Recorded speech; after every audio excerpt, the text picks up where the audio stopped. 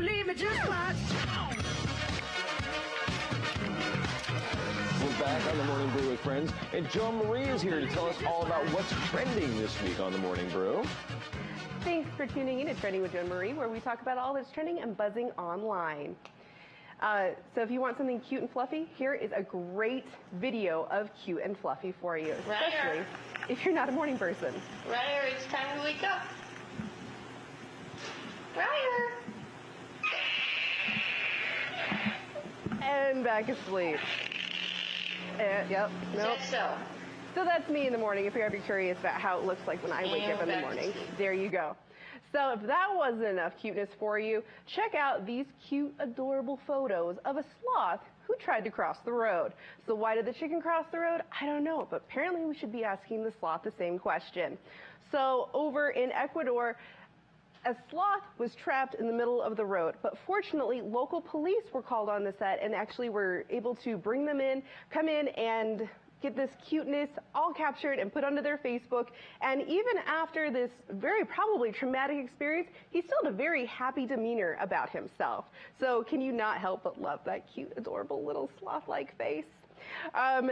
And everybody loves the Golden Arches. Everybody loves McDonald's. Well, for the most part, I think a great majority of people do, since, you know, billions served and all that jazz. So also, everybody loves cheese. So everybody loves fried cheese. So now McDonald's is selling cheese sticks. However, there's been a problem. They're coming out in the recent weeks that there are cheeseless cheese sticks being sold. And people are very upset about this. I mean, I would be too. I go in there and I just get hollowed out, crunchy little sticks. That's just horrible. So there were reviews on there saying from one McDonald's unofficial employee was saying that they're not fried, they're baked. When they're baked too long, the cheese just comes out and it's just sayonara. However, a McDonald's PR rep did come out with a quote, official quote, and did say that they were going to be investigating it and looking into it further, and they apologized for any inconvenience. I don't know if you guys are popular followers on YouTube. Now on YouTube, there's kind of been some uproar about a very favorite, fond followers of people that create videos called Fine Brothers. Fine Brothers Entertainment, if you don't know, are the creators, or at least not creators, they are very big people that create reaction videos of teens, of adults who see insects, who see speeches, or children who see stuff back from the 90s, from 2000s, which I'm dating myself, which makes it seem like it's really old. So, and they are adorable videos, great fun. However, they came out with a video saying they wanted to copyright all of this, and now the people of the internet, of YouTube, have been in such an uproar. People have been unsubscribing, sending hate mail, saying how much that they've lost so many subscribers. It went from tens to hundreds of thousands of unsubscribers. So, I mean, this is just ridiculous because it went from there and then they came out 7 days later to a video about how they wanted to actually say they're sorry and come back and say, no, this is actually what we really meant. I don't know if I believe them, but if you actually go to Media Glitch, the show I also do on Tuesday nights, where we review video games and comic books, you can see a review from one of the co-hosts on that show about this. And also, speaking about how you feel about things, Facebook Reactions is coming soon.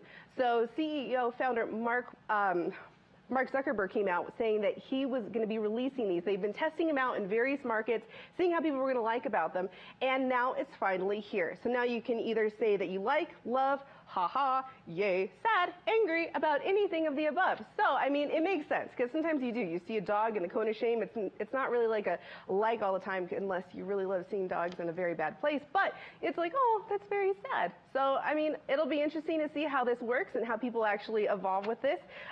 This past weekend, Grease Live was on, and it was amazing. Star-studded cast, looked great. Mixed reviews from some people, and I know my my fellow co-host Dan, he's not fond of Grease apparently, but a few hours. No, Grease. It's like it ruined this whole thing for me, and not a fan. Oh, I'm sorry. Not a fan of the Grease. Well, then don't watch this, Dan. This is not going to be for you. But the main reason I'm bringing up about Grease, about this live show that has already aired, is because of the amazing talent and just attitude of Vanessa Hudgenson. So poor thing, a couple hours before the show actually went on, she tweeted that her father had finally passed away from cancer. Now, did this stop her? Did she just go to her family or anything? No, she stayed committed to this, and she performed, and she killed it. She announced about, I think, 6 or 7 months ago that her father was diagnosed with cancer, and, you know, she was asking for prayers, for requests, for, you know, a lot of social media love, and just, you know, in general, very much support. And so they went on, and she performed it, and they killed it, the entire cast. And this cast ranged from, you had Juliana Hughes, Aaron Tuitt, Vanessa Hudgenson, Mario Lopez, Carly Rae Jepsen. I mean, all of these people, I mean, amazing, amazing actors. And I think they looked great. Definitely an interesting take on Grease. I'm definitely a fan of the original, so that is what I will say about that. Today is Groundhog's Day for those that did not know, and Punxsutawney Phil did not see a shadow, which means an early spring, which makes no sense to me because I just don't understand. You see your shadow, you don't. But either way, that's how it goes in the world of Groundhog's Day. Now, if you didn't know, Groundhog's Day originated back in 1887. It was also, thank you to USA Today, we have a couple stats for you. He has not seen a shadow 102 times. He's seen a shadow. He's not seen a shadow 17 times.